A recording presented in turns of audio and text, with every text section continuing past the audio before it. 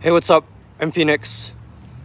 I've been thinking about my approach to the world, which might be able to be summed up in a simple series of statements or even just one statement, which is that I believe that the world can be expressed by language, and then I believe that language can help illuminate thought, the language of which also represents thought, and specifically human thought. And so my approach to human thought has definitely been multivariate, as they say, layered, textured, varied.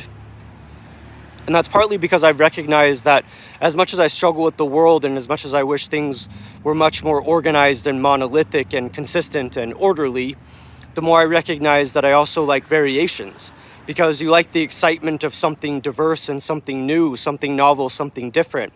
And so it seems to me that I actually really extend the idea that even if there are things such as facts that can be reduced down to language, that can be reduced down to thought, it has been super interesting to think about how part of what motivates me is seeking to uncover the diversity of human thought and understand human thought itself and how varied it actually is.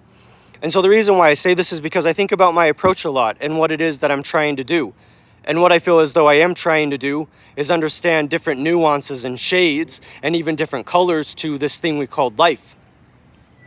And so I think about that from the perspective of being able to recognize that I like variations. I like different thoughts. I like the directions that things go whenever we are trying to brainstorm or come up with new ideas, as well as understand the intense breadth and variety that exists in human thought and that has existed for a long time. And the reason why I find this question super interesting is because that is my approach.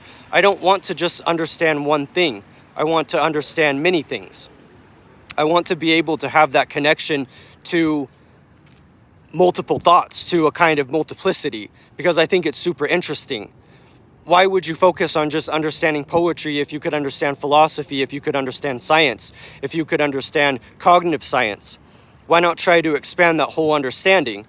And that's the way that I am, because I recognize that I like plurality. I like there being different views. I often call it a multiplicity of views, but the idea is that I like different viewpoints, and not even just viewpoints as coming from an individual, but viewpoints that come from entire worldviews, entire cultures, entire systems of ideas.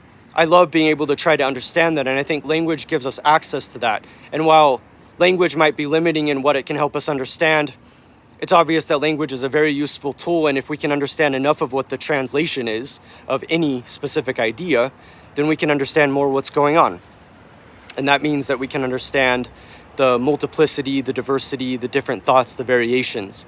I love that idea. And so that is my approach, is that I very much want to expand the range of what I understand by kind of allowing everything to be fair game. I know that in a lot of circles, religion is unfashionable. I know that in other circles, books and writing and literature and poetry is unfashionable. I know that in other contexts, science is unfashionable.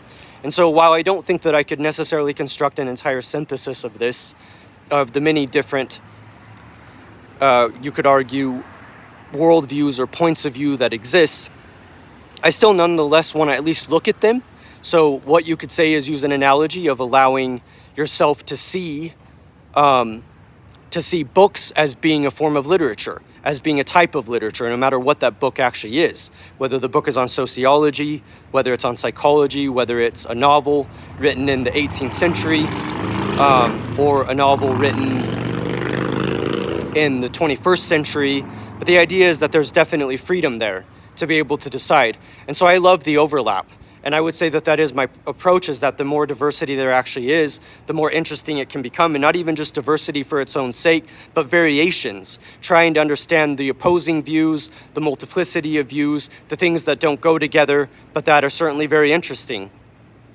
And I just love that idea of being able to kind of capture what could hopefully be a bigger picture. And even if the bigger picture doesn't go as deep, it is still a bigger picture that you can use to try to synthesize the information and to decide for yourself what's there and to decide what you really believe. And so I think it helps to utilize the book Range by David Epstein to say that it isn't necessarily the specialization that allows for innovation, but it is rather the incredible range in which we can draw from and the breadth between different things and different ways of looking at the world and different traditions and different methods and methodologies. And I think through that, it is amazingly powerful. And I love the idea because it inspires me to recognize that it's not just one big idea, but many different ideas, and doing your best to put that together. I'm Phoenix. I hope you'll check out my other books, or my books on my author page. I'll put the link in the description. I also hope that you'll check out my other videos, as I've got a lot that I talk about. And yes, I'm definitely excited about it. So check it out. I hope to produce more content for my channel coming up, so keep a lookout. Thank you for watching.